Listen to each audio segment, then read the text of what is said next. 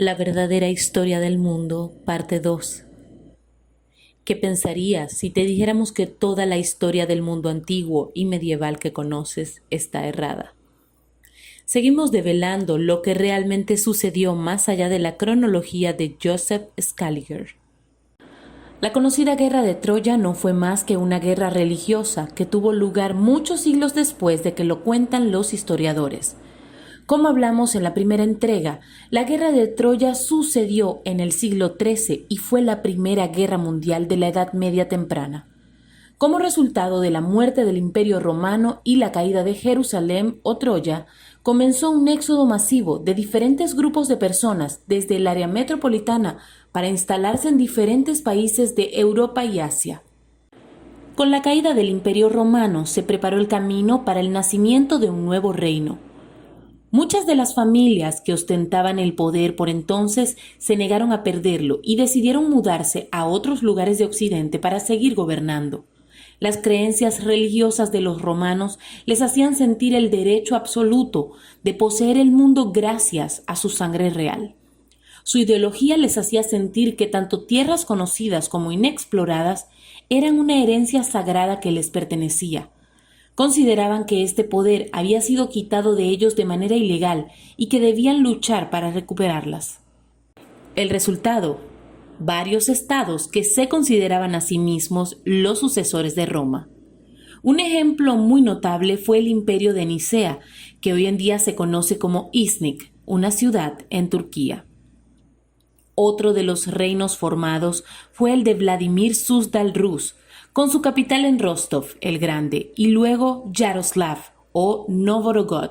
Eneas, rey troyano de antecedentes rusos, llegó aquí y se encargó de unir todos los principados rusos bajo un mismo reino, haciendo así crecer un nuevo imperio.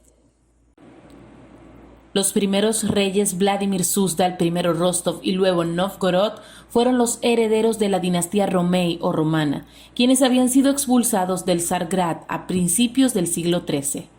Con ellos comenzó la lucha por restaurar el imperio. Gracias a Eneas Rurik se creó un estado de gran poder que cubrió inicialmente la región del Volga y del norte del Mar Negro.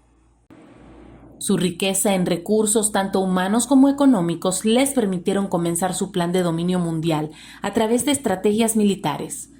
Parte de la consolidación de su poderío en los siglos XIII y XIV fue gracias a su producción sin precedentes de armas de hierro.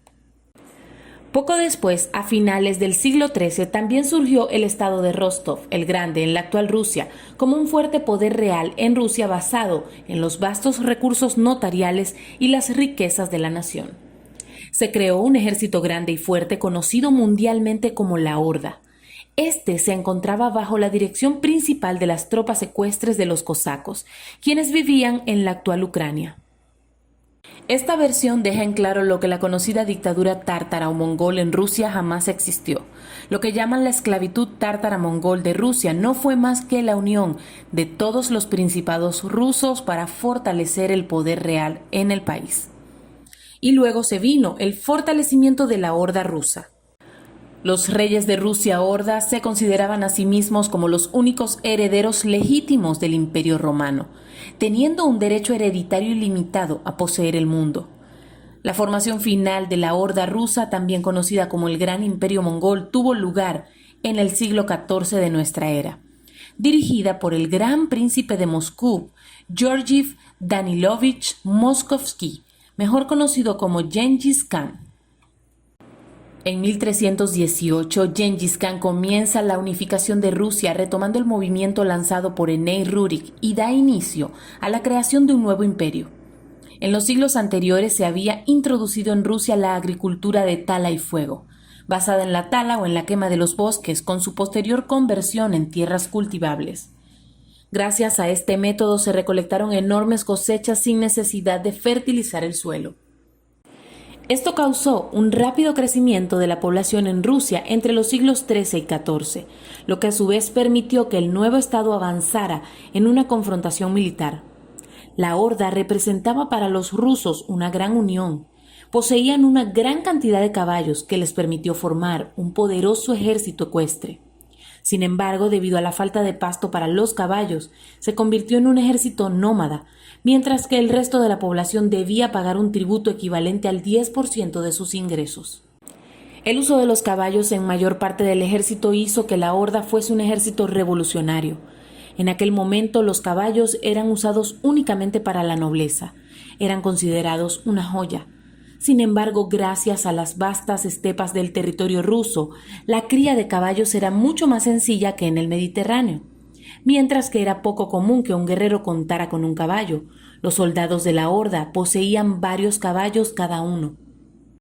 Durante la conquista mongol, como se le llamó, el imperio extendió su poder a Eurasia, incluyendo China, Japón, India, Irán, Irak, Turquía, Europa Occidental y Egipto. Alrededor de 1323, los mongoles invadieron el Cáucaso, y alrededor del año 1336 devastaron la Gran Armenia, incendiando todas las grandes ciudades. Se cree que la Gran Armenia sea una referencia a Rumania o Romea, y no lo que hoy conocemos como Armenia. Cerca de 1338 los mongoles conquistaron Kiev y alrededor de 1340 arrasaron con Polonia. Un año más tarde invadieron para luego avanzar hacia Hungría, Moravia y Silesia. Las noticias de las terribles invasiones mongolas se regaron rápidamente y pronto llegaron a Inglaterra en 1237. Un cronista inglés llamado Mateos de París registró la caída de los precios del arenque. Motivados por el temor a las conquistas mongolas, los comerciantes de Gotland y Friesland dejaron de ir a Inglaterra. El terror no se limitó allí y pronto se regó a Alemania, Francia, Borgoña y España, causando así un estado de pánico entre los países que causó un estancamiento total del comercio. La única excepción fue el emperador Federico II, quien durante la crisis se mantuvo en correspondencia con Batu Khan, hermano de Genghis. En 1343, Genghis Khan falleció bajo circunstancias que aún no están claras. Se cree que fue asesinado por conspiradores. Su cuerpo fue enterrado en el antiguo cementerio imperial de Egipto, que hoy se conoce como el cementerio en el campo de Giza, cerca de las pirámides, en las afueras del Cairo, al igual que todos los grandes reyes del imperio mongol. Genghis fue consagrado santo y canonizado bajo varios nombres varias veces, como el santo gran mártir Jorge y como el mártir santo bendito gran príncipe Georgi. El hacedor de milagros de Vladimir es conmemorado el 17 de febrero. Los historiadores multiplicaron a este rey convirtiéndolo en varios personajes distintos como San Jorge, quien dicen fue un soldado romano nacido en el siglo III en Capadocia, lo que es la actual Turquía. También lo confunden con el príncipe Rurik, que los historiadores datan erróneamente en el siglo IX. Rurik es solo otra forma del antiguo nombre ruso Yurgi, es decir, George. También Boleslao I, el Bravo, que lo datan en el siglo XI, y también es él, Genghis Khan, a quien los historiadores datan erróneamente en el siglo XIII. Pero en realidad solo existió un Genghis Khan y vivió y murió a principios del siglo XIV de nuestra era.